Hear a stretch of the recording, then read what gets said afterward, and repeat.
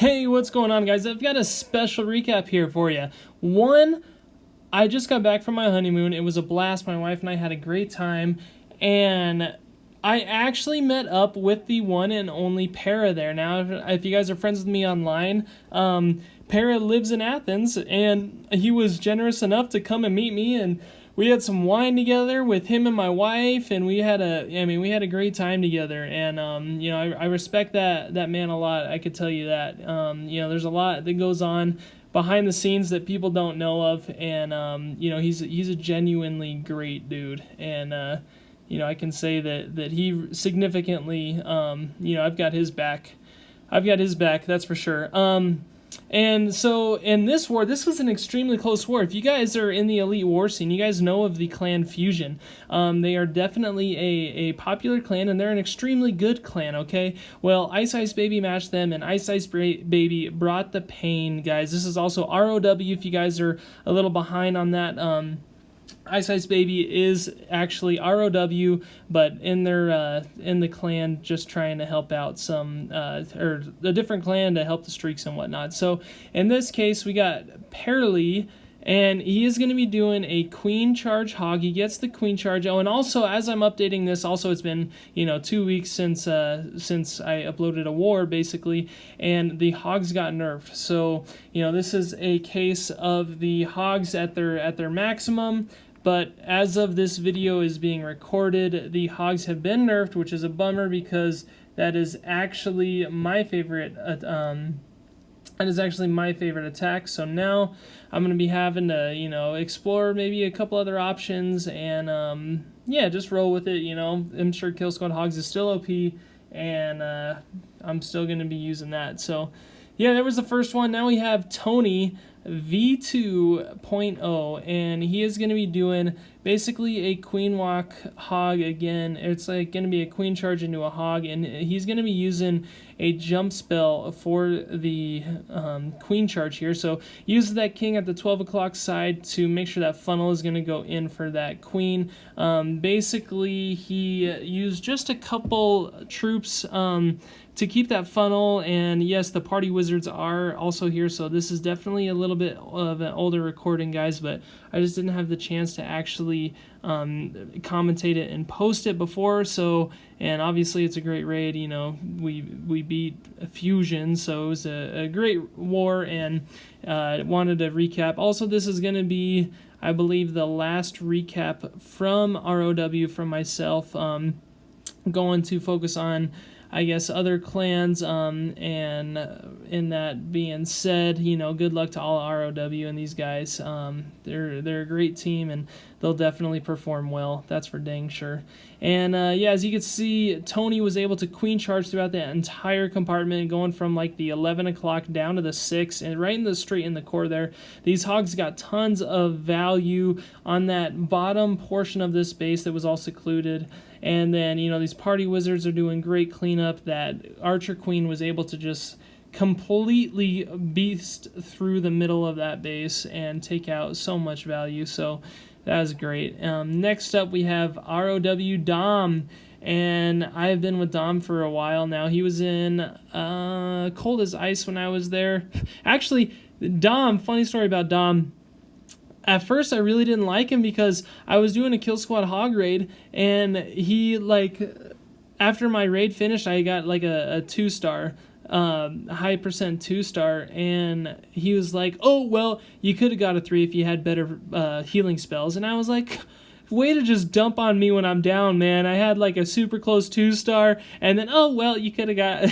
So, a little bit of funny history with Dom and I, but he probably doesn't even remember that, but I thought it was pretty funny. It happened, I swear. Good times. In this case, he did an excellent queen charge. He really made that funnel perfect. From there, that queen, that ice golem freeze was actually overpowered because it actually froze that defending archer queen when the charging archer queen was going through there and getting targeted by the defending archer queen. So, just OP raid right there. Then he's going to make it so it's a perfect L shape, and the miners are actually going to start at the 12 o'clock. Look at all those giant bombs that those miners had to go through. So, definitely some well-placed healing spells to keep those miners alive. And this queen is actually going to push through and take out the Giga Tesla. So these, I mean, basically at this point, I'm not sure how many miners are actually left, but I can't imagine many because there's quite a few actually. And then the Barbarian, they just met up. They were hiding behind the Barbarian, the Barbarian King. So that's, I mean, great raid. And notice all of these raids, man, 96%, 97%. I mean, all of these raids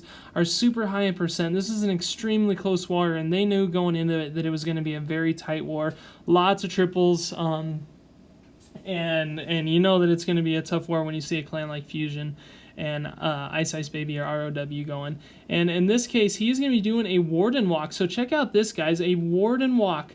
And he starts that Warden Walk at exactly 12 o'clock, uses a Rage on that Warden and the healers as soon as they step in there. There it is, to keep that Warden up. And this Warden is going to have access to that multi-target Inferno. And in doing that, it actually gives this base a good sense of it's like a good sense of the L shape that we like to talk about. So, you know, great funnel there, and then it got the main kill squad going straight through the opposite side of the Giga Tesla, so exact opposite side. And I mean, these troops just raged up in the core there. This is going to be just a straight P.E.K.K.A. Bowler attack, or P.E.K.K.A. Bow Witch, actually. There's some witches in there. And the troops just make their way all the way to that Giga Tesla, and then on the backhand side, there's some witches with the skeletons clean. I mean, there's just way too many cleanup to mention there. So excellent job there by Call Me Eric. Such a great raid. And then next, I mean, 93%. You know, these, I mean, just so OP. These guys putting up so many triples. Now we have ROW Bun Bun, and they're going to be starting off with a simple Baby Dragon and then a Coco Loon to make sure that this Queen is going to get funneled. Also, King at the 12 o'clock. That Wall Wrecker is going to break through 2 sets of walls, getting that multi-target Inferno compartment, and then the actual multi-target Inferno compartment, so 2 different links to that one. The King has huge value here because look at what he did when he raged through. I mean, he raged through a ton and is going to make that Queen just absolutely dominate the inside of this core. There's just not a lot of defenses targeting that Queen right now. Granted, that Tornado Trap is kind of a pain, but you know, it really didn't hinder this attack much at all. And from there, the Queen locked onto that Eagle Artillery and was able to get rid of that Eagle Artillery to deploy the Hogs, so that those Hogs were not going to get hit by the raining down shots of the Eagle Artillery. Again, sends a Warden with those Hogs. Half of those Hogs kind of split up, and half of the Hogs go to that Giga Tesla. A decent amount of Hogs get severely injured by that Giga Tesla, but as you guys know, if that Giga Tesla goes down, then the Hogs actually don't die with the Warden over because of that health boost. But as soon as that Warden leaves that, then it is an actual, then those Hogs are going to RIP real quick, fast, and in a hurry. So, yes, sir. Next up is ROW God Dennis. And, you know, another thing is a lot of these bases that we're attacking were not easy bases, guys. These, I mean, really, Ice Baby and ROW came out with a bang and just got some huge hits. A lot of extremely good triples. I mean, it's excellent. It's truly excellent. I mean, look at this one. He doesn't even have all max spells. What the heck? RW God Dennis is putting in work, man. He's going to be doing a good Queen Charge Lalo. He's starting off the Queen Charge, following that Wall Wrecker into that core. He's running a double Ice Golem, double Loon CC. Queen is going to get the enemy CC out of the way, and then slowly but surely she's going to take out some more defenses. She is under a lot of power, DPS there, and is able to take out the 2 Expos and that Archer Tower, so she's going to be back up to full health within no time, and is actually going to use that jump spell to get into the core there. Now from that jump spell, it's going to give access to, I mean, the Queen's already taken out 1 multi-target Inferno, 2 Expos, the enemy CC, the enemy defending Archer Queen, the Eagle Artillery, if I already said that or not, I can't remember, and the Giga Tesla Town Hall. So really the only thing that you're dealing with on the rest of this Lalo is 2 multi-target Infernos, the air defenses, and any splash damage. But that is relatively nothing when we're talking about doing a triple at the Town Hall 12 level. So, you know, ROW God Dennis just absolutely destroying, man. Absolutely destroying. It was a great raid there. And great raid. And I mean, yeah, just the percentage. This war was unbelievable. So, yeah, next up we have ROW Beast, guys. ROW Beast, and he's going to be doing a Queen Walk into a charge following that Wall Wrecker using a Party Wizard and that wall wrecker to make sure that this queen is going to get in there. Freezes that whole compartment area to make sure that queen's going to have access into one more wall compartment area. And double ice golem CC again. Notice the value with those ice golems popping is just going to freeze all of those DPS defenses going for that queen. You know, she is under quite a bit of firepower there, so it was a great idea to just not waste, but use those ice golems to save that queen longer. And then from there, you know, she's just taken out basically half of the base on her own, along with that king. And then is going to send the hogs in at the 11 o'clock, and they're going to go, I mean, on an extremely easy path to that Giga Tesla. Warden's ability over that Giga Tesla, and then uses a last healing spell onto the last corridor, the last multi-target Inferno compartment area.